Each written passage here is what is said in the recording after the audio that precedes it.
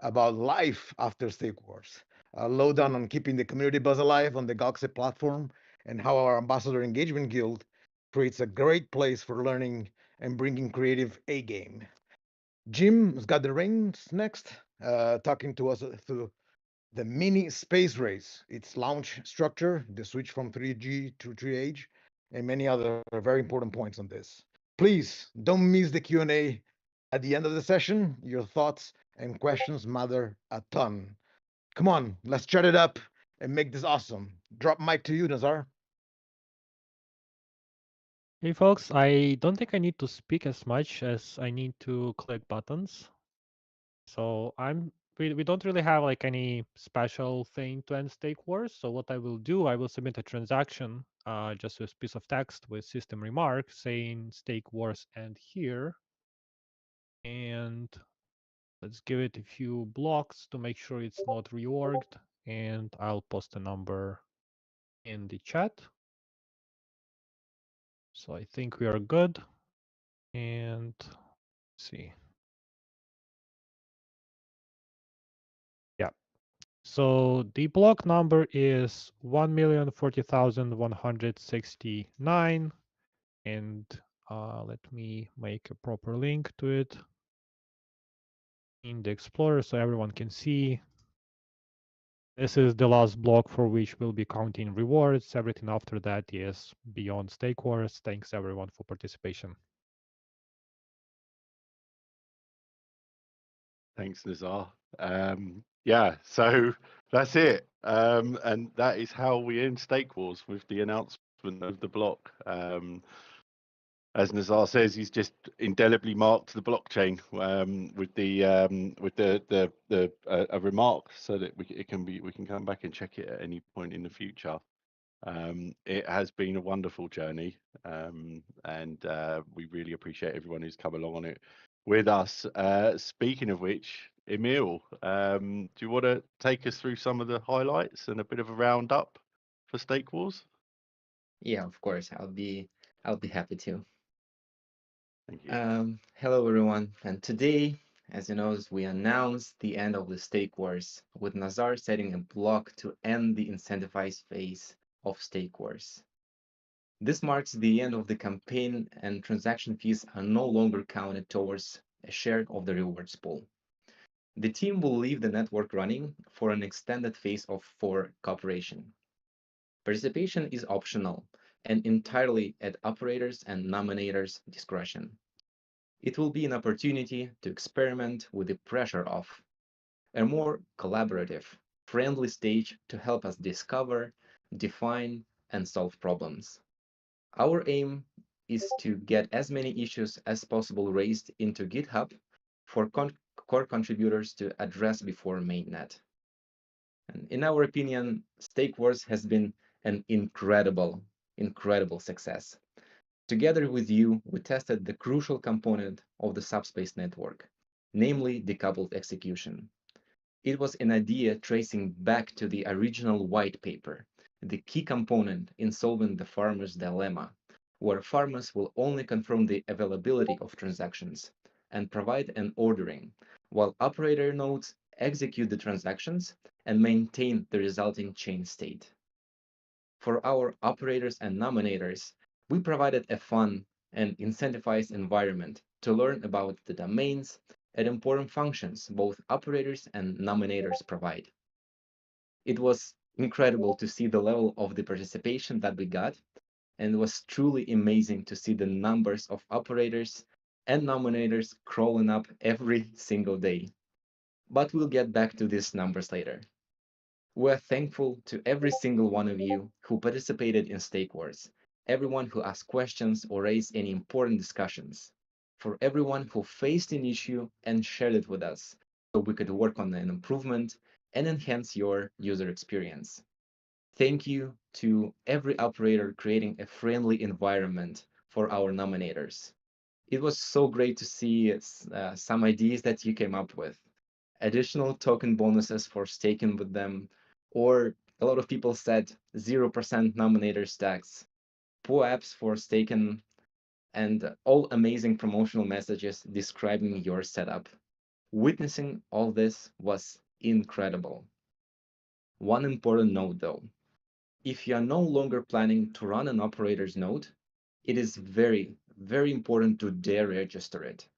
Since the Gemini 3G continues to run, any registered but offline operators would affect the block production. So please double check deregistering before stopping your operator node.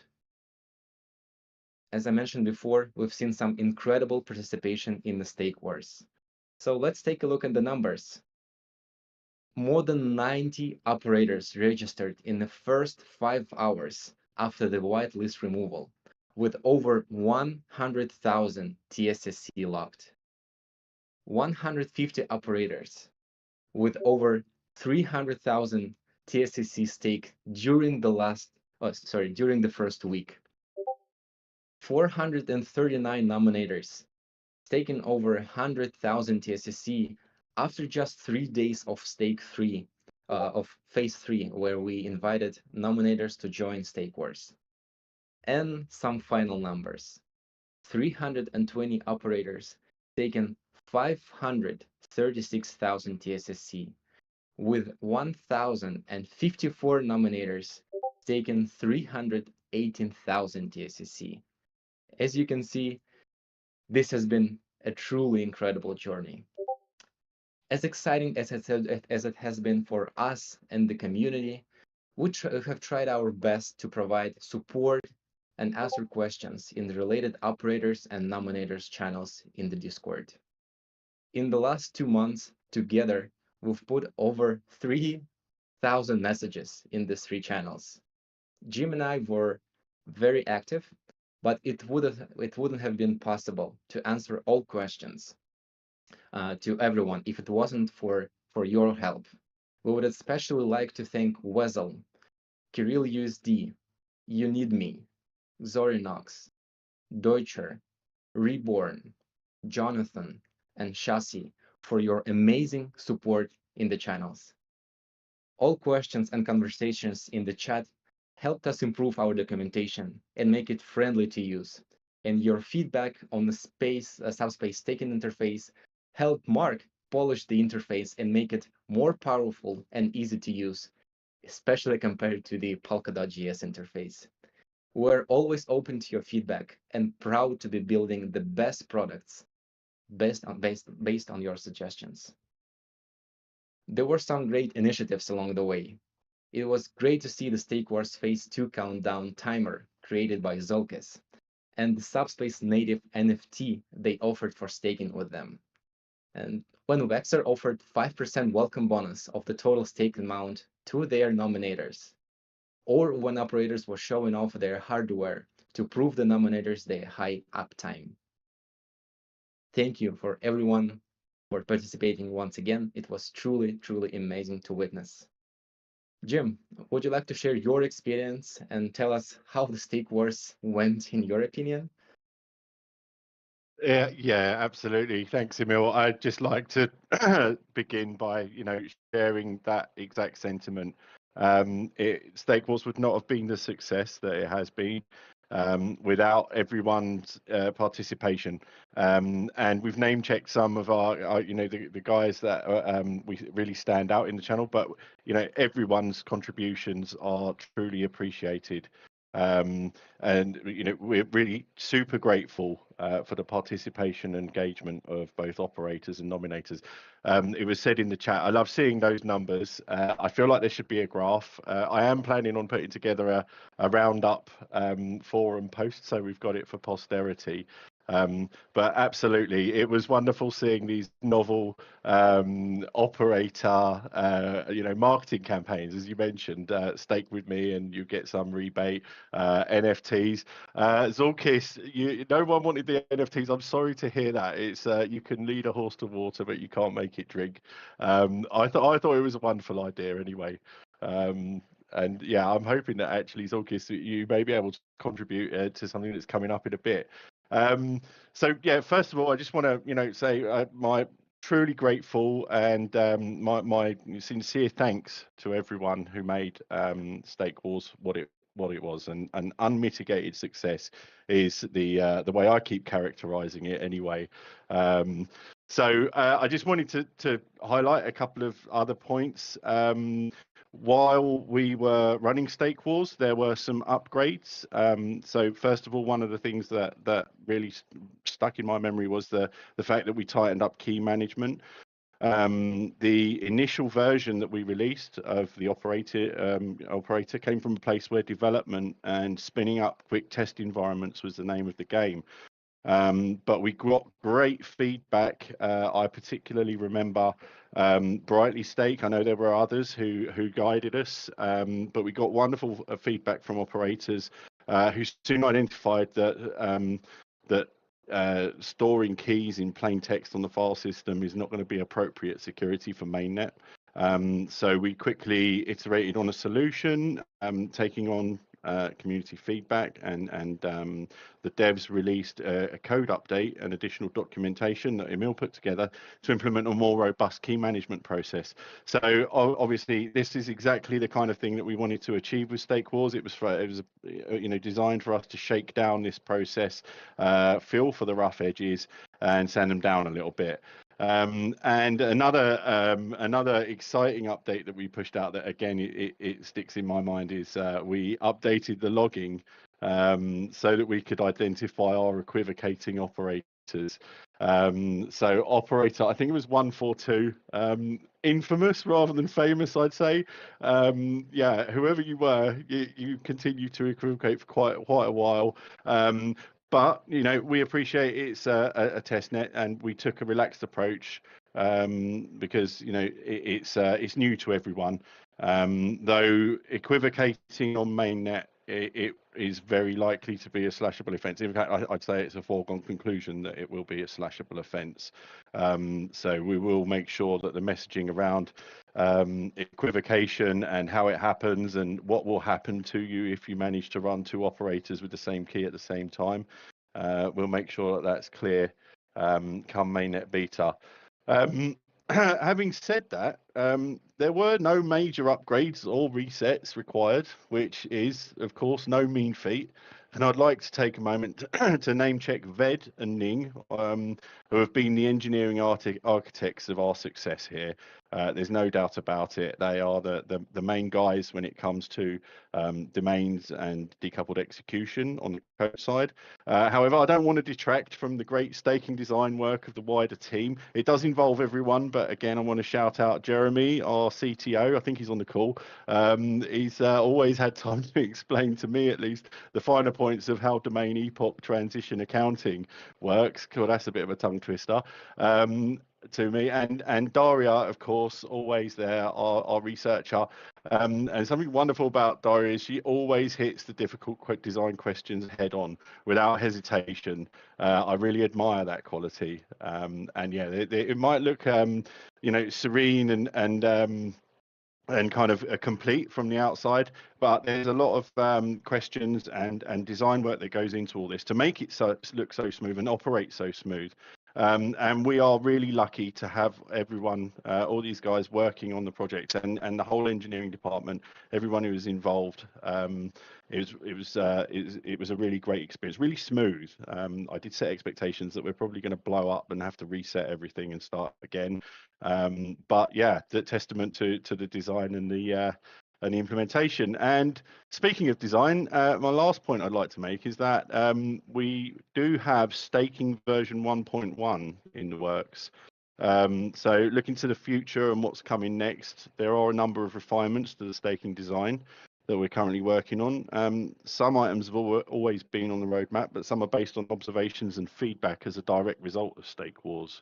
And staking will be changing slightly. I'm not so sure whether it will actually impact the interface. So what I can commit to is that exact details of how it will impact operators and nominators will communicate as the design is finalized. But one of the main goals there with staking version 1.1 is to handle throughput bottlenecks on domain transitions. We didn't actually hit any during Stake Wars, but we are very proud, and we always aim to avoid any limits to how large our decoupled execution environments are able to scale. So we knew that there was a potential bottleneck on the horizon. And with that in mind, there could be a future where we ask operators to test any new workflows or features when they're delivered on testnet. And I'm just going to stop gushing and just say once again, thanks to all our excellent, dedicated stake warriors. We hope you enjoyed the experience as much as we did. It's been a wonderful wonderful time on the team side. I hope that it was on your side too. And we're always really keen to hear feedback from everyone on how things went. And yeah, I think that's it. I believe we're going to segue or transition into Ryan. Are you going to give us a bit of an update on engagement? Yes, of course. Thanks, Jim. So now that Stake Wars is over, the community can still stay actively involved through our Galaxy initiative. So currently, this initiative has successfully attracted over 15,000 participants. So I'm going to just put the link into the chat really quick. And this is a great opportunity for community members to continue learning about Subspace and earn a lot of rewards through various activities. You can also stay connected with our community initiatives such as the Docs contest, the localization contest, and our weekly poker night. So if any of these interest you, go visit the site. You'll get rewards just for attending, and they'll all have cash prizes, USDC prizes. So it's really you can't lose from visiting the site. I also want to give a quick shout out to the Engagement Guild. So the Engagement Ambassador Guild is instrumental in leading the content creation and campaign management on the Galaxy platform. And they're in charge of designing the content, crafting campaigns. And so if any of you guys who are not engagement ambassadors have any creative ideas for Galaxy platforms or want to be a part of this exciting work, we encourage you to drop by our channel, the engagement ambassadors, and introduce yourself. And any input and participation is greatly appreciated and can shape the direction of our Galaxy initiative. So that's all from me. I give it back to you, Jim.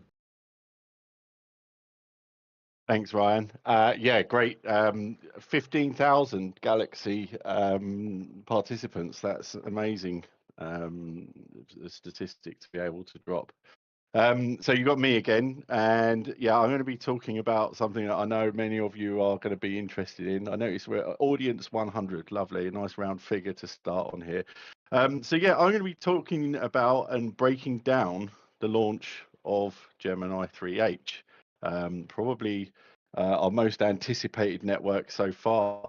As we've explained previously, Gemini 3 is our last testnet before mainnet beta. The incentivized part of the testnet has run through various network iterations, starting with 3F, gathering momentum into 3G, which we just run Stake Wars on, and now, as we approach being feature complete, into the new frontier, which is Gemini 3H. Each version has introduced new functionality, and 3H is no different. It includes a more complete implementation of fraud proofs, which adds to security, a host of DSN fixes, improvements to the staking protocol, which allow for greater scale, and it paves the way for our fees and rewards specification as we close in on our tokenomics. XDM, or cross-domain messaging, is still being worked on, while some security concerns are being addressed. So will not be in the initial release, but should be along shortly. Previously, we ran both 3F and 3G at the same time for a while, giving farmers a dilemma to contend with on where they should allocate their resources in preparation for incentives being ended on the old network and started on the new network. This worked well, and our plan is to ratchet things up a notch or two with this potentially last network transition before mainnet beta. The detailed plan will be something of a dress rehearsal for mainnet launch, and an opportunity for us to test all the moving parts it will consist of on a smaller scale. Introducing our mini space race. Bootstrapping a decentralized, permissionless protocol like Subspace is difficult. There are a number of attack vectors on a proof of archival storage network as it gathers initial space pledged and before it has a strong, varied set of farmers providing secure consensus. To mitigate the risk involved, the plan is to only incentivize the network, activate rewards, once a comfortable level of space has been pledged and plotted. A space race to start rewards, if you will. Our mini space race will have 3 distinct phases. 1, launchpad, 2, liftoff, and 3, escape velocity. Let's take a look at them in a bit more detail. So phase 1, launchpad. The Gemini 3H chain spec will be built, but no one will be able to start on the new network just yet, because there will be a proof of time seed ceremony using a particular Bitcoin block height to inject randomness into the proof of time feature, which protects the protocol from long range attacks by forcing malicious actors to expend an equivalent amount of time rather than just compute or storage. This is very important, and if you want to read more on how proof of time works under the hood, please check out our excellent Subnomicon resource. Everyone will be able to download and prepare the software, but they will have to wait for the Bitcoin block height to pass and the proof of time seed to be determined. Once it is available, farmers can provide it to their nodes specified as a CLI option. And at some point after the seed ceremony, the Gemini 3H chain spec will be updated so that the proof of time seed no longer has to be provided on the command line. So you only need to worry about providing this on the command line if you want to be there at the very start of the network. Otherwise, it will just be taken care of for you. The network will start with a Genesis farmer once we have the proof of time seed. This sole farmer will be run by the team and allows us to add seed data to the network. The seed data will be the initial blockchain history. And those of you who have been with us through previous phases will understand the relationship between blockchain history growth and replotting. Our aim here is to hit a balance between acceptable initial sync times and sensible replotting schedules. Remember, replotting is how new data enters the network, and it is core to the protocol. At this point, farmers will be able to sync their nodes, but farming will not yet be enabled for anyone but the Genesis farmer. Plotting will be subject to constant replotting as the seed data continuously grows the blockchain history and triggers sector expiry. We don't know exactly how long the seeding will take, but we do invite altruistic farmers to start plotting, as it will help the health of the network when we hit the next phase. Building plots this early will require a lot of replotting, but while painful, is the optimal way to approach the new network from a rewards perspective. Essentially, farmers will have a head start if they join us on the bumpy road while we are seeding the data. And while on the subject of altruistic farmers, we would love to see those who are able to do so running timekeepers on 3H. This is not currently incentivized, but you would hold a special place in our hearts and minds if you can spare a fast core for the health of the network.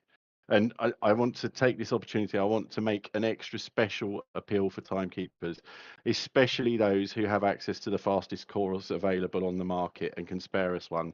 So you're really, the 4900K, I believe, is kind of king of the hill at the moment. Starting, and we only require one core, just to make that really clear. Starting a timekeeper with the network Genesis is our ideal scenario. And if anyone wants help doing this, please reach out to us in Discord and we will be very, very grateful. Participation in phase 1 is optional for farmers, and we want to make it really clear again that it will tie up resources while there are no incentives available. So this is the dilemma we're going to offer farmers is, do you want to continue allocating resources to Gemini 3G, or do you want to get a head start on 3H? Maybe you want to split resources. This is the dilemma we're offering you. We'll then shift into phase 2, liftoff, and this is the start of our mini space race. A target amount of storage pledged to the network, which will mark the finish line, will be announced. And remember, it's a dress rehearsal for our current mainnet launch plans. With that in mind, and to mimic the initial stages of mainnet, we will be pausing the 0.1% per week incentivized testnet reward accrual during phase 2. This means that the reward pot for the incentivized testnet will not grow from the start of phase 2 until we hit our target space pledged, thus starting the space race to reactivate incentivized testnet rewards. We will aim to set the target to something attainable in around 5 to 7 days, though obviously the exact duration of the pause will be in the hands of our farmer community. Again, we will bootstrap mainnet in a similar way to ensure that consensus is secure as quickly as possible, and this dynamic has been decided on as a way to introduce the same urgency we will be aiming for and encouraging at mainnet beta launch. At this point, it makes sense for you to leave Gemini 3G because we will be ceasing rewards, essentially. There will be a community event planned to kick this phase off, in which we will cease rewards on Gemini 3G at a particular block, set an initial solution range, and enable block authoring by any farmer. We will also be celebrating the journey we've been on so far with a number of initiatives we are planning in the lead up to and during phase 2. At this point, it will make it a sense for any farmer who has not already done so to start plotting as fast as their rigs will allow them to. Remember that having the first sectors plotted on a new network is a great opportunity to build up your amount of incentivized block and vote rewards. And as we know, they will be converted into mainnet rewards a little further down the road.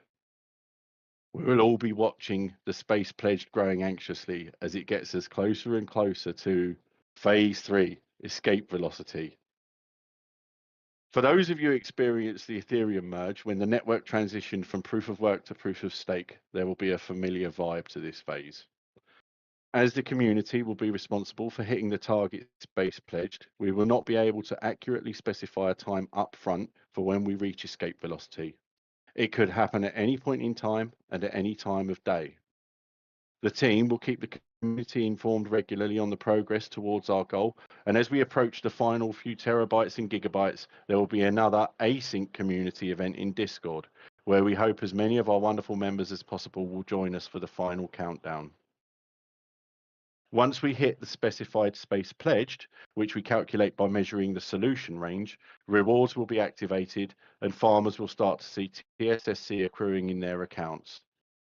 The specific block will be marked as the point at which we start counting incentivized testnet and testnet block and vote rewards again.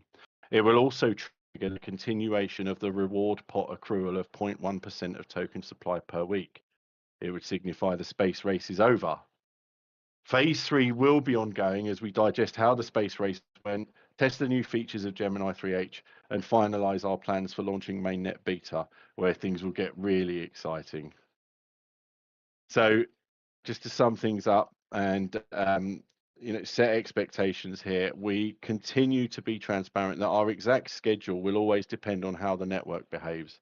So far on Gemini 3, or at least since we've been running Gemini 3 incentivized phases, we have not had any major problems. But we are keen to reiterate our original statement, which is that we do anticipate that challenges will arise, things will break, and unforeseen issues will come to light. We ask that you judge us on the transparency and fairness of our response to those events when they happen, rather than the fact that they have occurred on our testnet. We are approaching the end of our mainnet beta feature implementation roadmap and are aiming for Gemini 3H to be the last network reset, but we can't be absolutely certain that this will be the case. The fact that we've not had any real missteps or had to make an unscheduled network reset so far is testament to our excellent core contributor engineers, and we hope this trend continues. We also hope that everyone will join us on this exciting, never been tried before network transition. Onwards, subspaces, to the next frontier. There was a lot of information there that I've just dropped on everyone, and I'm really keen to get questions now, initial questions, but I will be putting a forum post up shortly, in a couple of hours, I'd imagine, where you'll be able to review all this information as a whole and reread it as necessary. In a minute, we're going to transition into our Q&A session, So I'd like to see all your burning questions in the chat. I see that it's been scrolling while I've been speaking, but while you do pop them in there, I'm just going to talk a little more on where we are with the schedule.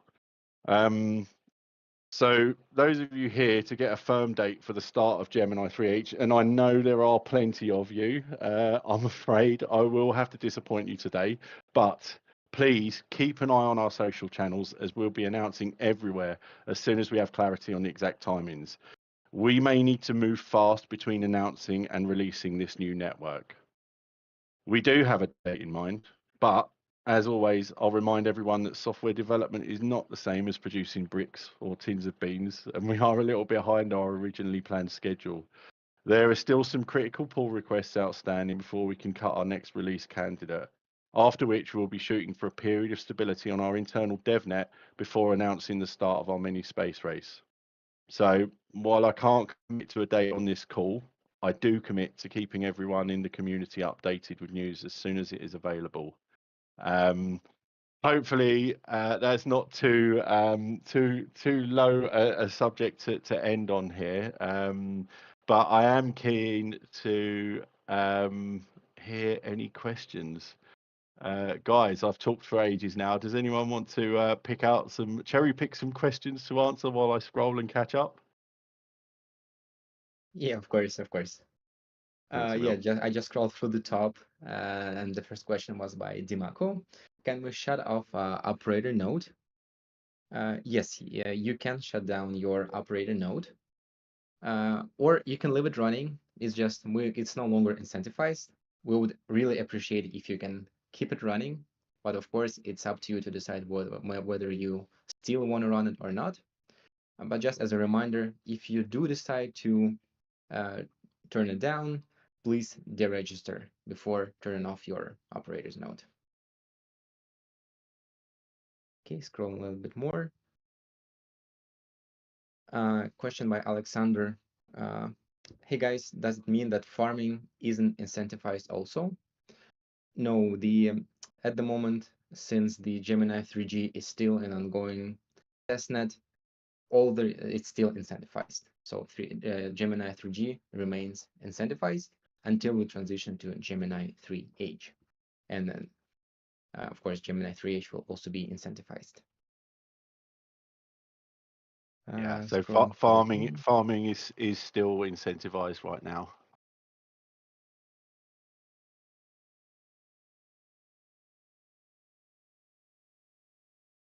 Okay, just trying to scroll through the next question, and I don't see anything. Okay, perfect. The next question is by Bing Bang. Will there be any changes to the staking.subspace.tools website to display the percentage yield when staking TSSC? Yeah, we unveiled the changes that are coming to the staking interface. So what is going to happen is that Astral will be actually merged with the staking interface, or I can put it in other words, staking interface will become the part of an Astral, and there's going to be a large dashboard with all the information you need as an operator or a nominator. And of course, we're always open to the feedback. So if you think that this dashboard or these tools are missing some important information that you would like to see, please feel free to message us, like leave your feedback in the chat, and we'll be happy to implement the suggestions. Just to expand on that as well, I can understand why people want to see like a yield, an APR, or an APY. Jeremy and I did discuss this, and I think we kind of concluded that we're more likely to provide metrics on really there's two key things that you need to look at when selecting an operator to nominate to, and that is kind of operator competence, which really boils down to uptime. So are they earning the same amount of transaction fees per like 100 TSSC staked as the other operators? So we class that as maybe like an operator competence score, and then obviously the tax rate. So I believe that they're going to be the two main metrics that you're going to be interested in if you're, because obviously you're reaching for the edges of who to stake to, and I think they're the two main things you want to look at as far as who's going to get you the most return. But great question, Bing Bang. I see as well. The sixth has asked similar vein. Rewards for operators and nominators was very small. Will it be rebalanced in the next release? Yeah, that's an interesting observation. The sixth, yeah, as you know, I'm sure the rewards were on a scale that was very small. So in fact, that meant that many nominators couldn't actually see how many they'd earned on our Explorer because the precision only went to, I think, 4 decimal places. Yes, remember that, of course, Stake Wars is running on a test net, and really we've got no kind of the market forces involved are completely artificial. They're made up, based on I guess development values.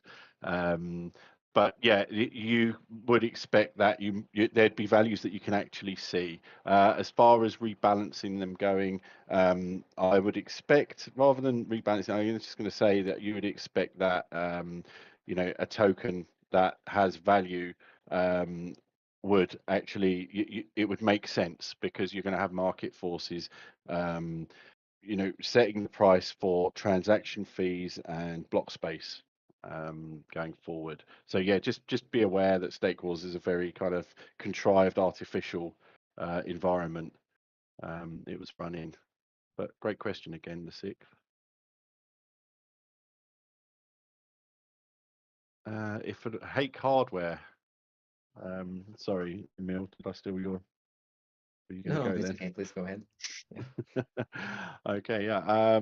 Okay, so Hake Hardware. So anyone who doesn't know, Hake Hardware's got some wonderful tutorial videos available. I'm going to give him a little plug because I'm really impressed with how slick they are and how quickly he's able to turn them around. But he's got a question here. If an operator was so small it didn't earn any rewards, is there still some benefit for those that ran it other than to help with testing? I'd be interested in the scenario there. If you say didn't earn any rewards at all, or just didn't earn enough so that it displays on our Explorer, maybe you can explain, and we'll come back to you on that one. Sorry, Bill, did you want to go? Sure, yeah, just trying to find the next question.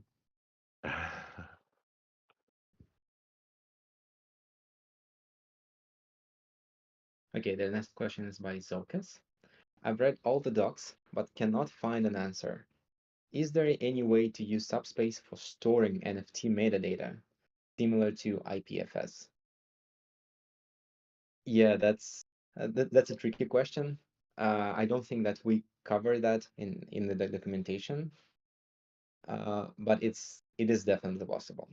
It doesn't work exactly like the IPFS, but there is ways around to store it.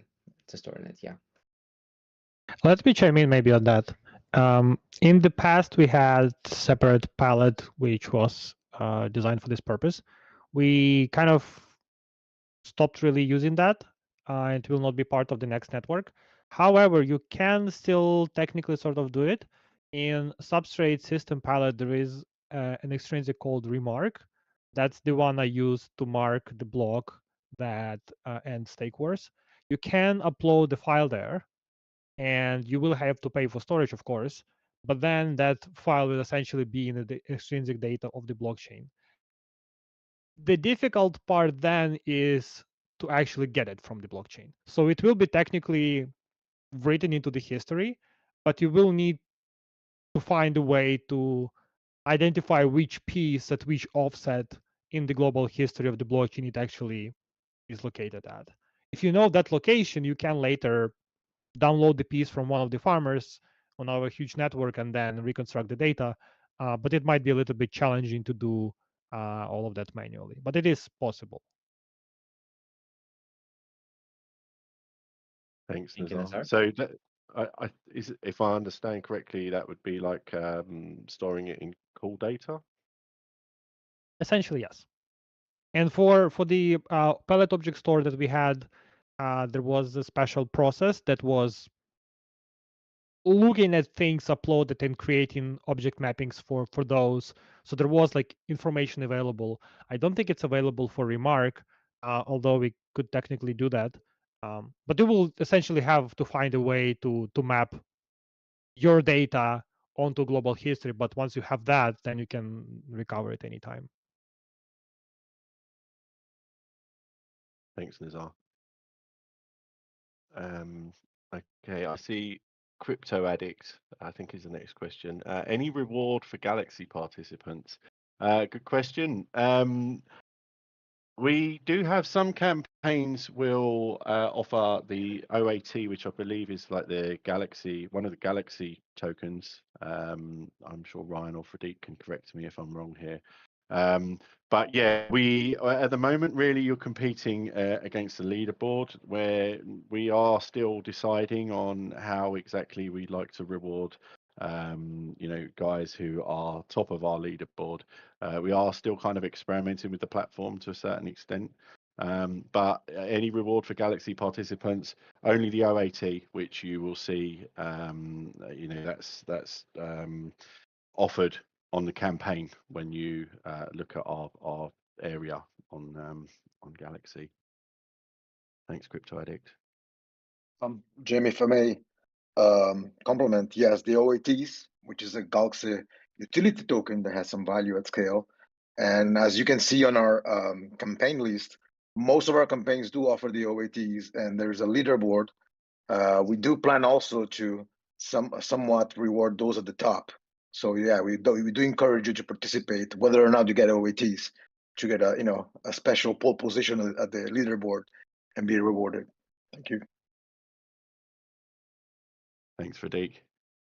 I see you actually answered that. Sorry, I hadn't scrolled far enough. Thank you. Alexander, guys, will you make a short summary announcement about it? The video will be available and there will be a forum post. And I'll also kind of condense things down into really small bullet points for Discord. So you can get the TLDR shortly after the call. Vexar, will plotting difficulty be increasing in 3H as it did in 3G? Great question and great concern, of course. Between 3F and 3G, we increased the plotting difficulty by a factor of 8, but then Nazar delivered optimization, so it wasn't actually that bad. I haven't seen any talk about that at all. I wonder if Nazar could confirm. I can confirm we don't expect to change the parameters for encoding. If anything, there should be some improvements still based on community feedback, just like with NUMA support. But otherwise, we do not plan to change that side of the protocol. Okay, see, that's good news to Wesel, who is lambasting Vexer for kicking the hornet's nest there. Okay. Next question. Any plans on GPU? I can direct you to the latest DevSync video. I'll find the link in a minute and pop it in the chat, where we talk about what we can with GPU plotting. We do have plans, yes, but details are sparse at the moment. I believe we give everyone the updates we can on the DevSync, which was on Monday.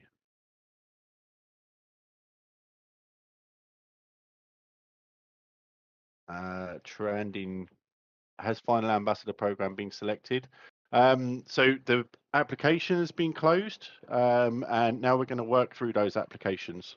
So you can expect that if you applied, you will get an update at some point soon.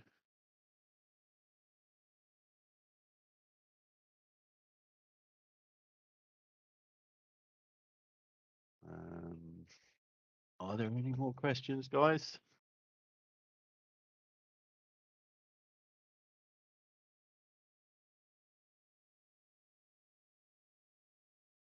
Okay, Alexander, I see. You told some about our decision to choose 3H and 3G.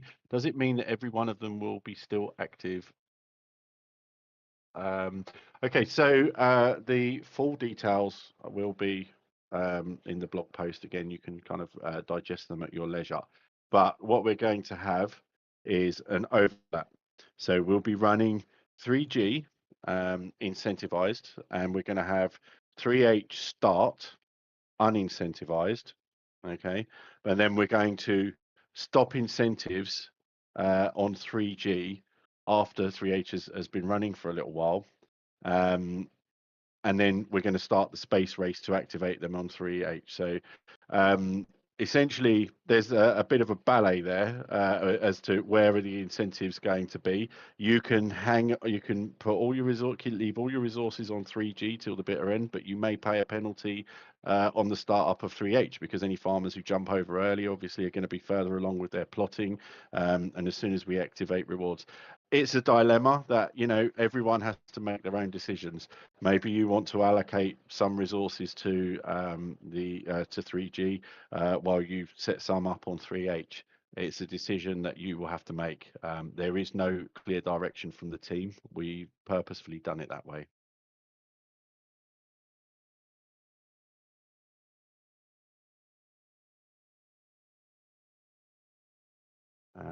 Alex, so farming will be incentivized in 3H. Yes, absolutely. Probably worth having a read through the forum post when I put it up shortly. It will be incentivized in 3H, absolutely.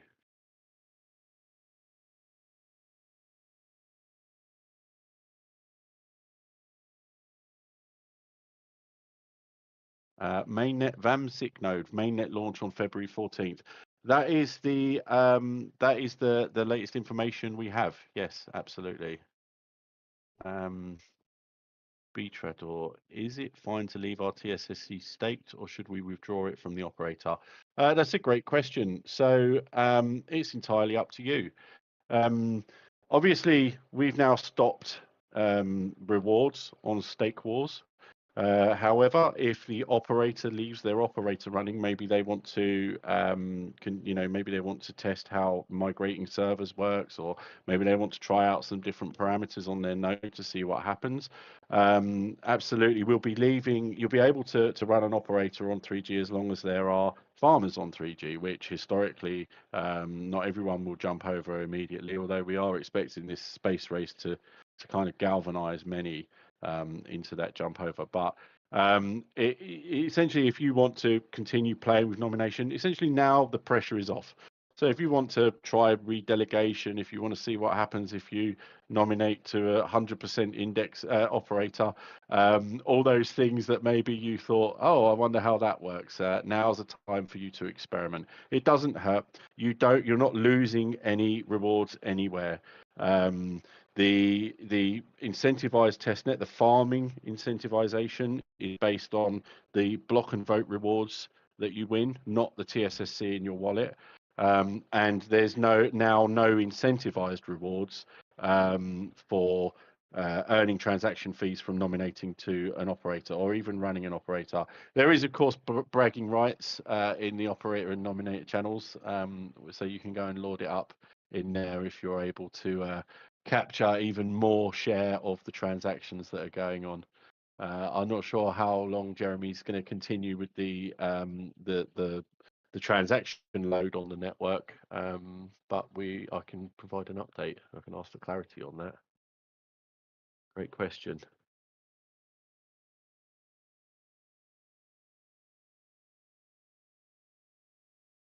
Translife. I can't withdraw stake now. Is that waiting time? So yes, there is. So there is a challenge period, or sorry, there's not. Well, there is, but when you withdraw, you have to wait for an epoch transition, which is up to 26 minutes. So yeah, it doesn't happen immediately. If you find that you've not got your stake back after a longer period of time, please do let us know about your experience in the nominator channel, and we'll take a look at what's happening.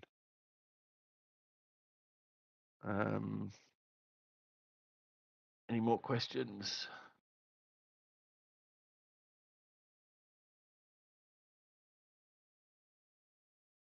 Famsick note. Is there any plan to launch subspace inscriptions?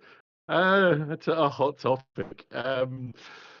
Actually, Justin and I discussed this a while back. Justin pointed out that the subspace could be ideally positioned to handle inscriptions because of the amount of space available. But I don't think we'll be chasing that, Famsick. So, uh, thank you.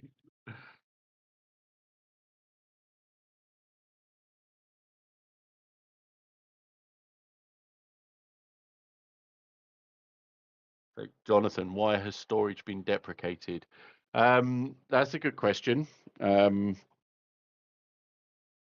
you're aware, we are looking to build a solid use case for subspace.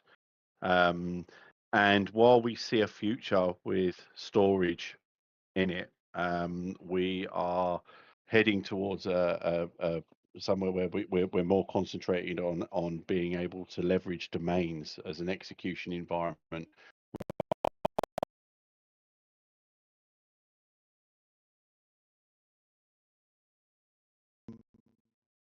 Information on that transition coming out in the next month, I would hope, explaining our thinking behind that.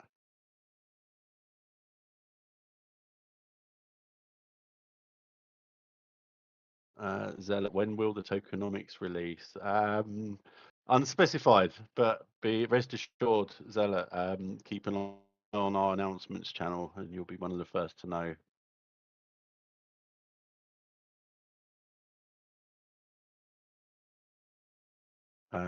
Bing Bang, do you plan to organise additional future events to attract a larger audience? Yeah, we love holding these events. We love community feedback. We love hearing from all of our farmers, nominators, operators, and how things are going.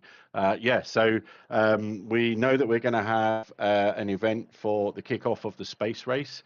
We will probably be having an async. Well, we're aiming to have an async event when we hit the space pledged as well, which will be something new. We haven't done that before, something we're excited about. But we do have some plans to kind of have a nice or a number of community initiatives in the lead up to the launch of the space race and the completion of the space race. So yes.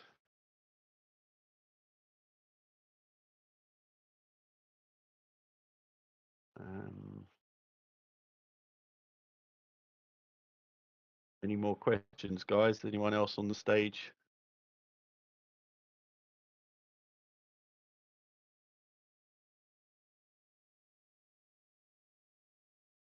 That's Zug pretty would much everything. Okay, so Zug would appreciate a recording of the meeting. It's actually going out on YouTube Live at the moment, I believe. So yes, it will be on YouTube. Zoronox will be leaving his operator running till it doesn't run anymore. Great, Zoronox, one of our stalwart community members there. Great, we're glad to keep you on board.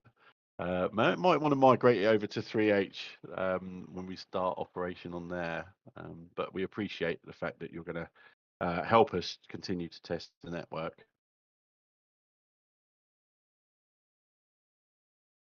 You Need Me points out that everything that's been happening over the last 3 months is huge, making progress everywhere. Well, great. Thanks for the feedback and noticing. You Need Me. We're trying. So yeah, excellent.